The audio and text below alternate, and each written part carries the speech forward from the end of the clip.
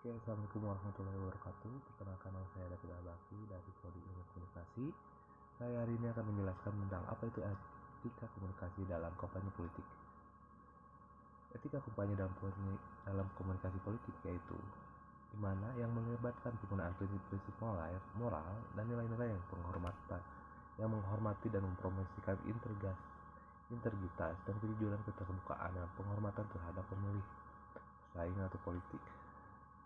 Ini juga dijelaskan etika komunikasi dan kampanye itu merupakan rujukan pada dasar sepakat prinsip atau nilai yang mengatur cara komunikasi yang dilakukan oleh kandidat atau partai politik selama proses kampanye ini, yang melibatkan pengguna komunitas yang etis, jujur, dan transparan, menghormati semua pihak yang terlibat termasuk pemilih, pesaing politik, masyarakat umum, dan masyarakat umum. Dalam konteks ini, kampanye politik etika komunikasi melibatkan penggunaan metode teknik komunikasi berdasarkan dari nilai-nilai yang telah dijelaskan seperti kejujuran, integritas, tanggung jawab, dan keterbukaan. Hal ini juga mencangkup pendekatan dan mempromosikan diskusi sehat yang menghindari penyebaran atau informasi palsu, manipulasi, integritas, dan juga pertimbangan dari polisi itu sendiri. Etika komunikasi dalam kampanye politik juga menuntut kandidat atau partai politik untuk berbicara secara langsung. Lalu,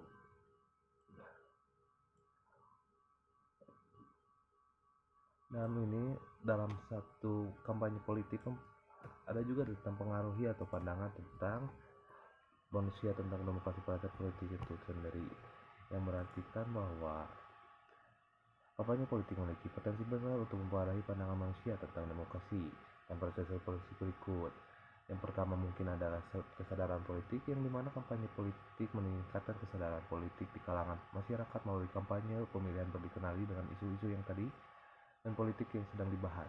Dan sebagai bahan politik yang tersedia, ini dapat didorong dari persepsi positif itu sendiri.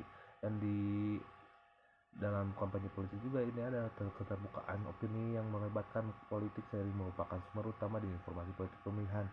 Pemilihan dapat membentuk opini mereka tentang kandidat, partai politik, atau isu-isu tertentu yang berdasarkan mereka yang dilihat atau yang mereka rasakan, seperti pesan, narasi, argumentasi yang disampaikan dalam kampanye politik tersebut.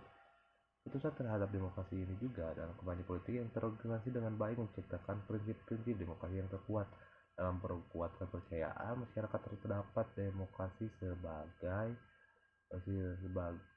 sebagai pilihan kandidat partai politik itu sendiri, dan juga memberikan argumentasi yang jelas dan menghormati prinsip-prinsip demokrasi. Hal ini dapat memperkuat keyakinan bahwa demokrasi merupakan sistem yang baik dan efektif. Dalam etika komunikasi ini juga dijelaskan bahwa kampanye politik itu aktif, akan dan bersemangat dalam mendorong partisipasi, yang dimana melalui kampanye politik mereka dapat memperoleh pemahaman dalam lebih tentang sistem politik mereka. Mereka dapat memutuskan politik itu yang dibuat dan bagaimana pemilihan dapat berpartisipasi dalam proses politik. Hal ini dapat meningkatkan pemahaman apresiasi tentang kepentingan politik dalam sistem demokrasi. Namun penting untuk diingat bahwa pengaruh kampanye politik terhadap pandangan manusia tidaklah seragam gitu kan. Pendapat juga dalam pendidikan ataupun juga, dan juga ada etika komunikasi politik juga akan melibatkan sebuah memperoleh pengetahuan tentang kandidat politik melalui kampanyenya. Mungkin dalam suatu kampanyenya akan ada kampanye politik sering melibatkan integritas langsung antara kandidat politik dan pemilih. Kandidat dapat mengatur pertemuan atau pengumuman dan debatan kunjungan ke komunikasi untuk berbicara langsung secara pemilih. Yang ini akan melibatkan kesempatan memilih untuk mengenal kandidatnya secara kepribadian secara langsung. Dalam materi kampanyenya juga, kandidat politik bisa menyediakan materi-materi yang sangat baik gitu, seperti selebaran atau memberikan selebaran, brosur atau berbagai yang berkaitan dengan dirinya yang itu di acara politiknya, seperti dapat membaca pelajari apa yang diperoleh pengetahuan kandidat tersebut. Lalu juga kita bisa dalam memperoleh pengetahuan dari kandidat itu juga di media sosial. Karena di media sosial ini luas dan menggunakan web atau media sosial kampanye untuk menyebarkan informasi dari mereka sangat tergampang. Dan pemilih dapat mengikuti media sosialnya tersebut, seperti contohnya Ridwan Kamil akan menjabat itu, atau dilibatkan lagi gitu sebagai presiden atau itu bisa kita lihat gitu kepribadiannya di Instagram, lalu di sosial media lainnya seperti Facebook ataupun itu. Dan juga pada eh, kita bisa melihat juga di dalam debatan atau wawancara gitu, seperti ada acara apa dan ada narasumbernya orang tersebut yang melibatkannya itu sendiri dalam dalam konteks yang biasanya perdebatan atau konteks masyarakat. Biasanya kita bisa mengenali kandidat tersebut gitu kan. Dalam etika komunikasi juga bisa melibatkan implikasi etik dan penggunaan teknik komunikasi itu, yang dimana penggunaan teknik komunikasi dalam kampanye politik memiliki impact yang intens yang perlu yang lumayan banyak gitu. Yang penting yang pertama biasanya dalam kejujuran gitu. Penggunaan teknik komunikasi yang jujur itu biasanya berintegrasi dalam proses prinsip dan etis yang penting, yang mana menyebarkan informasi palsu, memanipulasi atau menggunakan retorsi atau menyesatkan tidaklah etis dapat merusak kepercayaan politik. Kampanye politik yang harus berkomitmen untuk menyampaikan pesan yang jujur dan akurat. Dan biasanya juga dalam implementasi prinsip dan perlindungan data itu juga sangat penting, yang dimana penggunaan teknologi data dalam kampanye politik harus memperhatikan prinsip individu dalam mematuhi hukum dan perilaku. Pemilihan harus memberikan izin yang sah untuk penggunaan data pribadi mereka, dan harus juga memiliki banyak penyalahgunaan dan penyebaran tidak sah. Biasanya akan banyak yang menyebabkan penyalahgunaannya yang tidak baik itu. Lalu juga adanya persuasi gitu, persuasi dan atau pengaruh yang adil biasanya yang ada di aplikasi itu.